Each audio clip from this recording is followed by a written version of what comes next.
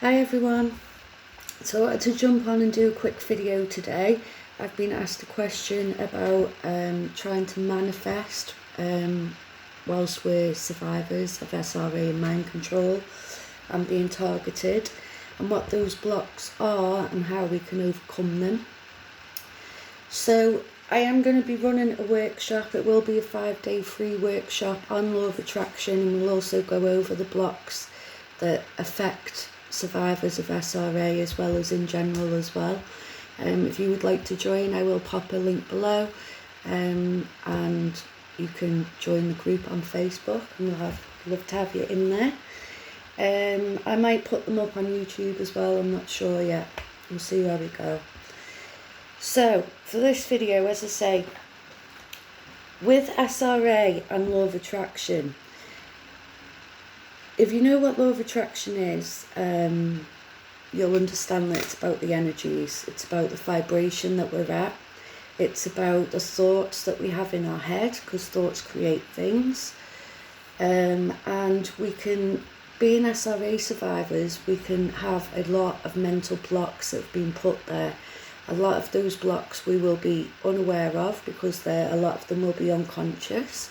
A lot of them will be caused by programs that are running, either put in there by a programmer or programs in general. Everyone has some level of programming, whether it's from movies, society, parents' beliefs, whatever it may be. So there's always an element there of programming anyway, and they're the things we need to kind of clear when we want to start manifesting the things we want. Because it's also important to understand as well, law of attraction isn't just a thing that you do, that you decide you're going to do one day. Law of attraction is, it just is. So every day we are constantly attracting everything in our mind, basically. All the thoughts we believe, think, all the beliefs we believe, and we're bringing those things in. So when it's bad things happening, we're bringing in those bad things because we're constantly thinking of the worst that's going to happen, or we've got a program running, or rituals. Certain times of the year, you might find like October is a lot worse for a lot of people in the recovery stage of SRA than it is in other times of the year. So they're all programs, they're loops we need to break as well. So just check my notes. So it can also come from the way we're brought up as well in SRA. So if we are brought up to be slaves, which a lot of us are, we will have these programs put in, because we can't have money, because if we've got money we can leave at any point, leave the cult. And we also can't have help, because we'd leave the cult. So these are all common blocks that are put in by our handlers, and also blocks that we experience in childhood that we also kind of enforce ourselves. Because with the help one, for instance, I reached out to a lot of people for help when I was growing up, as I'm sure a lot of you will have. I've even been to the police and asked the police for help, and all I found growing up was that there was no one to help you. No one. Police didn't help me, police were involved, things like that. So we kind of take that on board then, that we're not allowed help, we don't get help. That then forms a block, because you're now believing this. So that's something you need to work on, to realise that we are allowed help, we are allowed to ask for help. There will be people around you that you've probably connected with, maybe online, that understand you, that understand what you've been through, and you'll realise that they want to help you. They might not be able to get you out of a situation, or whatever it may be, whatever your circumstances are, but they can still be there, they can still support you. You just have to realise that you can allow that, you are allowed to allow that. It's up to you.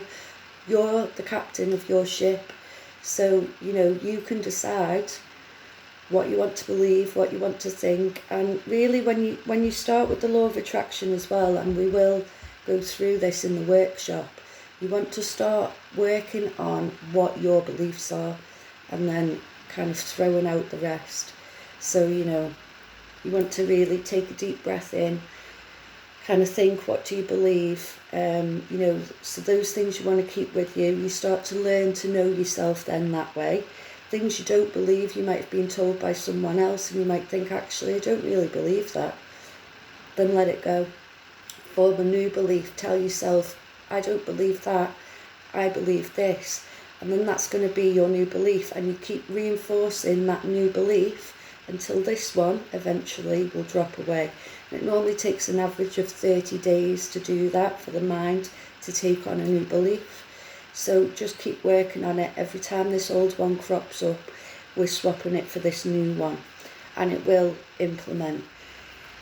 So really it comes down to a lot about understanding how the process works. Like I said, with the help thing, we are allowed to accept help, and sometimes that's all it needs, is just that acceptance, that realization, and that can often switch something as well. The money side, again, if we've been brought up in lack. With me, I was brought up to believe that my family were quite poor, really, even though my nana had a massive house and had paid off a mortgage and stuff. It was the lifestyle they lived in, and that was the kind of illusion they created around me, because actually they had lots of money and they were part of Knights Templar. Working with all that that side of the cult. So, I was kind of growing up in that perception, which was completely false. It was because I was going to be brought up to be a slave, because I was never going to turn into one of them. Wasn't going to happen. So it also depends on the slave status as well, as I say. I also know someone else who, Jay Parker, you may have heard of in America. He was an Illuminati slave, and he worked in tax, I believe it was, but he was working for the Freemasons or the Illuminati. So he was getting paid a slave wage. He wasn't paid what he should have been getting paid for that kind of work. And once he got his memories back, he realised then why that was, because he was a slave for the Illuminati and his handlers. I think that was in Philadelphia. So just becoming aware of these things, then you can start trying to change them then within your mind. Understand that it's other people that have done this. It's not true. We were born, we have a birthright of abundance. There is more abundance for everybody. It doesn't matter if we've been through SRA or whatever it might be. We're still worthy. We still deserve that. We are still allowed that. You keep telling yourself these mantras in your mind, and that also helps then to shift that kind of mindset. So I hope that answers the questions that I was asked in the Facebook group, in the SRA group. I will announce the workshop shortly. It will probably be in the next couple of weeks, I think. I'll put a link as well, as I say, to the group, so if you'd like to be in the workshop, you can join the group.